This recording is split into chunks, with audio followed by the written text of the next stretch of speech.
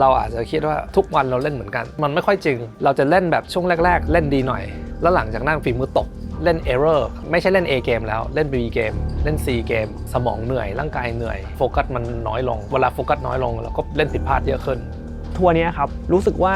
อารมณ์ค่อนข้างมีผลเลยผมมาเล่นติดต่อกันประมาณ 4-5 วันที่ผมเล่น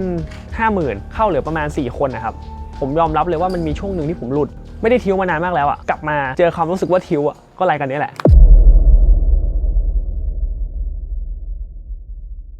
ตอนนี้เราก็มาอยู่ที่รายการ 50,000 นะครับหลังจากที่เราเอาออกจาก 30,000 มานะครับผมก็ได้พักประมาณครึ่งวันแล้วตอนนี้กำลังจะมาสมัครรายการ 50,000 นะครับตอนนี้ปัจจุบันมีคนอยู่ทั้งหมด57คนนะครับวีบายไป17แล้วรวมทั้งหมดเป็น79บายอินนะครับรายการนี้ค่อนข้างใหญ่ครับผมเตรียมไว้ประมาณ1บายอินนะครับ 1-2 เดี๋ยวดูก่อนว่าเราไหวหรือเปล่าเดี๋ยวไปสมัครกันไป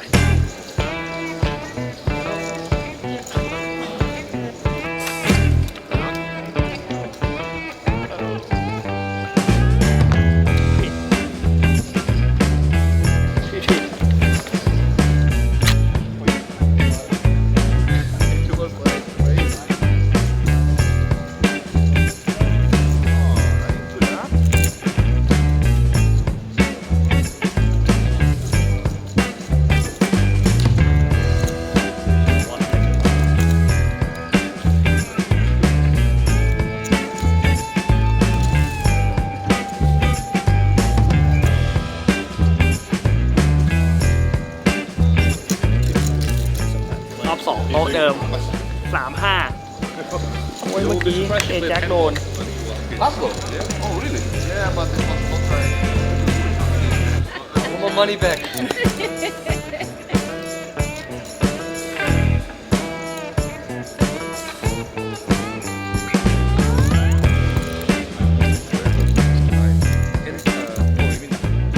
50,000 ค่อนข้างที่จะเล่นดิฟสแต็กแล้วบลายอัพอ่ะปกติบลายมันอัพทุกๆ20 นาที 30 นาทีใช่ไหมครับอันนี้มัน50 นาทีคือนานแล้วมันทำให้เราต้องเล่นดิฟสแต็กเยอะขึ้นคนที่เล่นบอร์ดเก่งๆจะได้เปรียบตรงนี้ครับก็ต้องพัฒนาคือต้องบอกว่าเกมแต่ละเกมในทัวร์นาเมนต์ถ้าเราศึกษามาดูก่อนว่าสตรัคเจอร์เป็นไงเราจะรู้ว่าเราต้องศึกษาจุดไหนเพื่อที่จะชนะทัวร์นั้น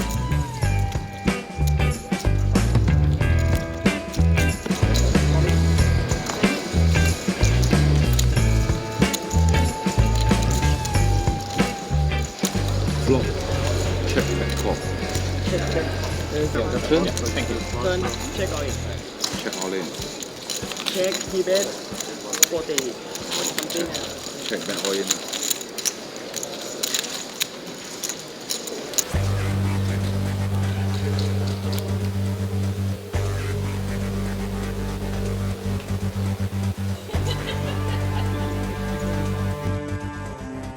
One of the first people realizing that and having that aha, we're just like, oh, this blocks value, this blocks. Supposed to break even EV, and maybe he's like, can I do better than this by folding? 17, right? You want the call? Maybe. Depends on what I have, I guess. He doesn't want to call as he thinks he has I think I could like say- extra EV at this table. And Laszlo gives up river Cannapon up to 600k. 2 more hands. Yeah, KT with the XR I love on that. the river. I love that he found that. Noses up against Omaha for rolls. KT coming with the check raises, I believe.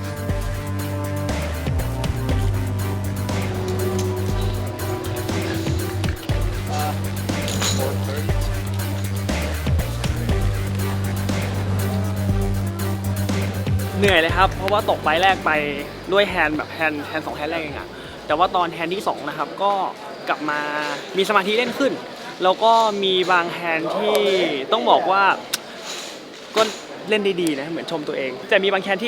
ที่ก็เล่นไม่ค่อยดีเท่าไหร่ผสมกันไปแต่เล่นดีเยอะกว่าก็เลยรู้สึกว่าโอเคมีแฮนด์หลังๆตะเกียครับเหมือนฮีโร่คอด้วย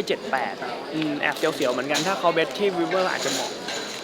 ครับแต่ก็คอแล้วก็ได้ชิปมาค่อนข้างเยอะก็เลยเข้าไปที่ 800,000 ครับไปลุ้น Final Table กันอีกรายการผมประทับใจคนนี้ชื่อไอวินที่เป็นคนมาเลเซียครับต้องบอกว่าเขา nice มากคือมันมีช็อตหนึ่งที่คนข้างๆผมได้กลิ่นบุหรี่ มาจากไหนไม่รู้คือทุกคนก็ปกติเขาก็จะแบบเงียบไม่ได้มีอะไรกันมากมายเลยอาจจะเฮ้ยได้กลิ่นนะไม่ได้กลิ่นผมเองก็บอกว่าผมก็ได้กลิ่นเหมือนกันนะแต่ก็ดูไม่มีใครที่จะแบบ And แอคชั่นอะไรใช่ไหม You are somewhat likely to get called. Cigarettes. I can smell it. Yeah, you smell. Yeah. ไอวินเดินเข้าไปบอกฟลอร์บอกว่ามีใครดูดบุหรี่ตรงนี้ช่วยจัดการให้หน่อยเพราะว่าคุณผู้หญิงคนนี้เขาแบบได้กลิ่นบุหรี่นะสุดยอดเขาเป็นสุภาพบุรุษครับชอบคือจริงๆเล่นมันจะมีช็อตนึงตรงที่ว่าปกติไอวินเวลาไปเล่นข้างล่างเขาก็จะไม่ใส่แว่นแต่ว่าข้างบนมันน่าจะมีแฟลชส่องเหมือนผมก็เลยต้องใส่แว่นกรองแสงใช่ไหมแต่เขาเอาใส่แว่นดำโอ้ผมในโต๊ะเลยแซวกันว่าเฮ้ยแว่นมันเห็นไพ่หรือเปล่าแล้วผมก็เลยแกล้งบอกว่ามันเห็นไพ่ก็เลยขอเช็คผมก็ใส่ใช่ไหมผมก็แกล้งตีเนียนว่ามันเห็นไพ่เหมือนกัน Said he believed it is the Jacob & Co. with the functioning roulette wheel. That's what I think it is as well. It looks like that, yeah. แล้วเพื่อนผู้หญิงข้างๆผมก็ขอไปใส่เหมือนกันก็คือผัดกันใส่แล้วทุกคนก็แกล้งโมเมว่าเห็นไพ่ฮาเลย KT ครับตลกดี So.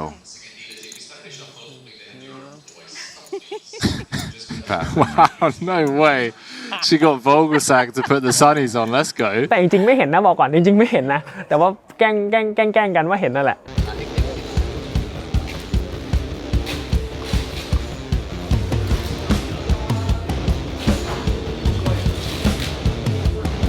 ครับตอนนี้เราก็มาอยู่รายการ 50,000 นะครับ Day 2 เหลือทั้งหมด 36 คนนะครับ 17 คนอินมันนี่ต้องบอกว่ารอบนี้เขาจัดยิ่งใหญ่มากเลยแล้วก็โต๊ะผมนะครับพิเศษมากๆได้นั่งกับคนไทยด้วยกันด้วยครับเราก็อยู่กับอันดับ 2 ของประเทศไทยนะครับพี่ปุณณัทของเรานั่นเองนะครับเดี๋ยววันนี้นั่งด้วยกันเดี๋ยวไปดูกันครับ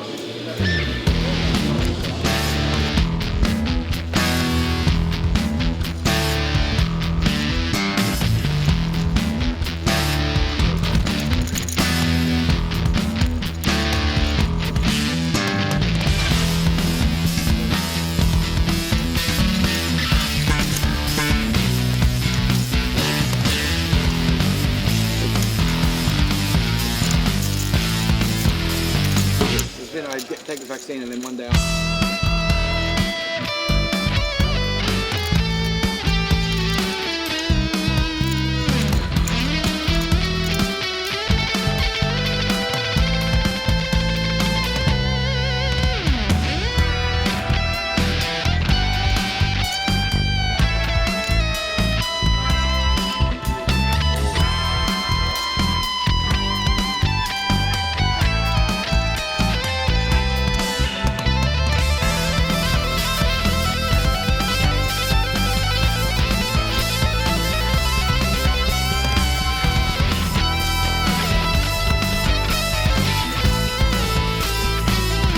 ช่วงเวลาที่กดดันอีกแล้วครับ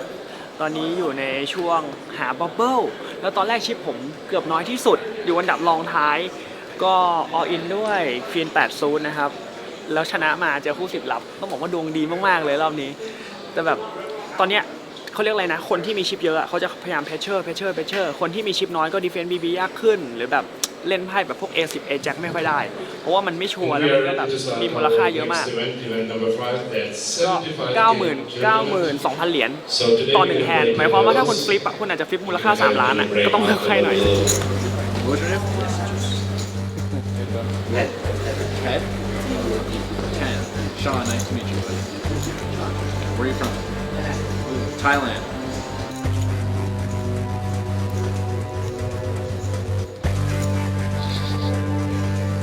Oh, did I tell you or what?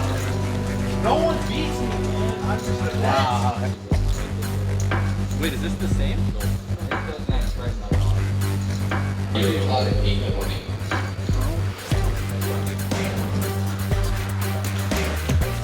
No,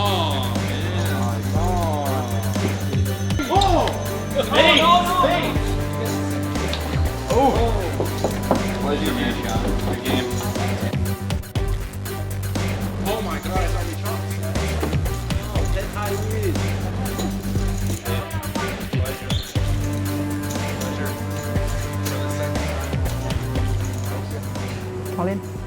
Yeah, and he does jam. Snap call from Jason Kuhn. Needing help on the river. Is it there? It is! The 10 of hearts, and you see the fist pump as he staves off elimination with 12 remaining. My house is gone. Jason Koon. He hangs his head as he knows he did nothing wrong. Max Payne instead of Max Reward.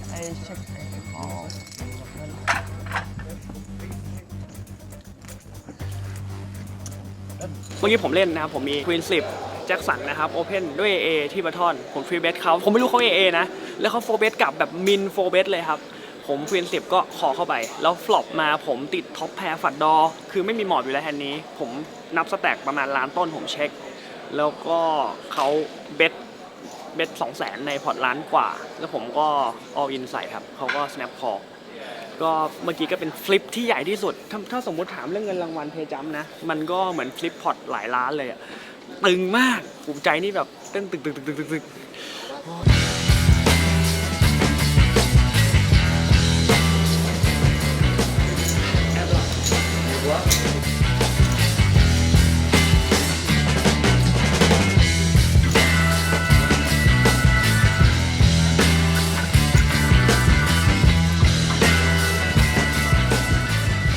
มาถึง Final Table ของเราแล้วนะครับตอนนี้เขากำลังรีดอนะครับผมได้ซิดวันTable 1 ทั้งคู่นะครับไม่รู้จะที่1ไหมแล้วก็ตอนนี้ความกดดันลดลงไปเยอะนะครับเพราะว่าผ่านช่วงที่โดนเพชเชอร์เยอะๆมาแล้วเราก็ได้ดับเบิลอัพได้เล่นหลายๆอย่างตอนนี้มีชิปเยอะด้วยก็คงจะได้เห็นท่าแปลกๆเดี๋ยวต้องไปรอดูกันครับนั่งข้างฟีโดโฮครับคือทัวร์นี้ผมนั่งข้างฟีโดโฮแบบเกือบทุกครั้งเลย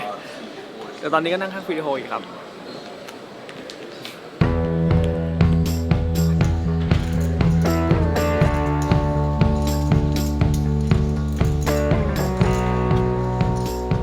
เล่นนานๆมันเหนื่อยไหมส่วนใหญ่จะเหนื่อยเพราะว่ามันเป็นกีฬาสมองเนาะนั่งนานๆใช้สมองนานๆมันก็จะเหนื่อย2ชั่วโมงแรกเราน่าจะเล่นดีกว่า2ชั่วโมงสุดท้ายของเราถ้าเรานั่งเล่นแบบวันละ8ชั่วโมง10ชั่วโมงยิ่งมาเล่นทัวร์หรือซีรีส์เราอาจจะคิดว่าทุกวันเราเล่นเหมือนกันมันไม่ค่อยจริงแบบใจซินคูนะเขาฟิตมากเลยเขาจะเล่นแบบดีมาตรฐานทุกวันเกือบเท่ากันหมดเลยแต่พวกเราทั่วไปเนี่ยเราจะเล่นแบบช่วงแรกๆเล่นดีหน่อยวันแรกอาจจะเล่นดี4ชั่วโมงวันที่2เล่นดี3ชั่วโมงวันที่3เล่นดี2ชั่วโมงแล้วหลังจากนั้นเกิดอะไรขึ้นฝีมือตกเล่น error ไม่ใช่เล่น A เกมแล้วเล่น B เกมเล่น C เกมก็น่าจะแบบ mental fatigue สมองเหนื่อยร่างกายเหนื่อยโฟกัสมันน้อยลงเวลาโฟกัสน้อยลงก็เล่นผิดพลาดเยอะขึ้นผิดพลาดกับมาตรฐานของเราเองนะคือต้องบอกก่อนว่าก่อนหน้านี้ทัวร์คือผมเล่นมันไม่ค่อยเอฟเฟกตีฟกับอารมณ์มานานมากแล้วนะด้วยความที่เล่นทัวร์เอเชียมันไม่ได้ใหญ่มากด้วยแล้วก็แบบคือเหมือนเราไม่ได้ให้ความสำคัญกับมันมากเท่าไหร่เพราะว่าหลังๆคือผมก็เล่นโป๊กเกอร์แต่ไม่ได้จริงจังมากขนาดนั้นแต่พอมาทัวร์นี้ครับรู้สึกว่าอารมณ์ค่อนข้างมีผลเลยผมมาเล่นติดต่อกันประมาณ 4-5 วันผมมาตั้งแต่เมริทแล้วก็เล่นไททันต่อวันที่ผมเล่น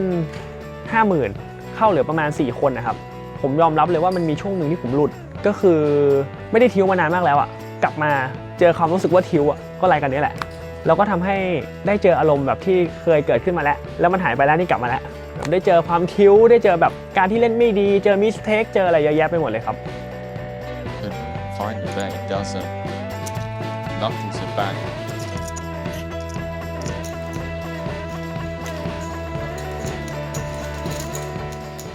Continuing range. Oh, he's Graphics going would for be so Queen tight. 7. Takes the spot. Knows for the most part that 5 of hearts. 5 of hearts. Okay. Just to chop. Nice. Just to chop. Sam Grafton calling for the chop.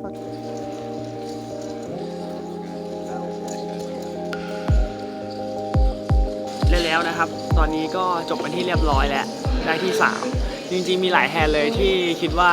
เล่นไม่ค่อยดีแต่ว่ามันกดดันเลยไม่กล้าเล่นปกติจะต้องหลาดจะเล่นเด็ก aggressive กว่านี้ครับแล้วตอนนี้ก็ Congrats, bro. thank you The top boy. The top boy. Yeah, of course. I love that.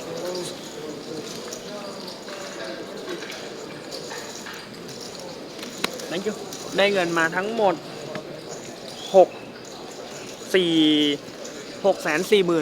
นะครับแล้วก็รายการนี้ถือว่าค่อนข้างทำได้ดีนะเข้ามาที่3แล้วแต่อีกนิดเดียวก็ได้จับถ้วยนะครับเสียดายมากแต่ไม่เป็นไรนะครับ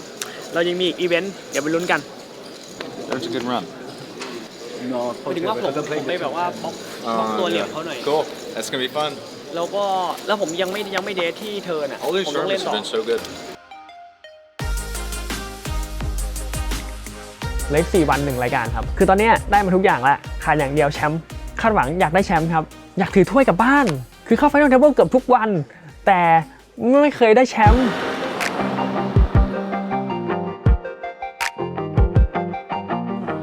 รายการนี้เป็นรายการพิเศษเหมือนเป็นรายการที่เขาจะมีคอมมิตี้ใน Triton ใครอยู่ในคอมมิตี้ก็น่าจะมีโพมีริชาร์ดอะไรอย่างเงี้ยเขาจะให้เราต้องไปถามเขาว่าถ้าเรา apply เราจะเป็นนักธุรกิจได้ไหมถ้าเกิดเขา approve เราก็จะเป็นนักธุรกิจเราก็เชิญโปรมาเล่นได้เราก็สมัครได้แล้วเราก็เชิญ1โปรมาเล่นเป็นคู่เราได้ถ้าเขาไม่ approve ก็หมายความว่าเราไม่ใช่เป็นนักธุรกิจไม่หมายความว่าเขาเรียกว่าเราเป็นโปรนะแต่เขาไม่ได้เรียกว่าเราเป็นนักธุรกิจก็หมายความว่าเราสมัครมาฝ่าย A ไม่ได้แล้วเราก็ไปเชิญฝ่าย B ไม่ได้วันแรกนะนักธุรกิจก็จะเล่นฝ่ายนักธุรกิจเล่นกันเองเหมือนเป็นแบบคล้ายๆทัวร์ที่มีวัน A กับวัน B เราก็อยู่ฝ่ายวัน A อย่างเดียว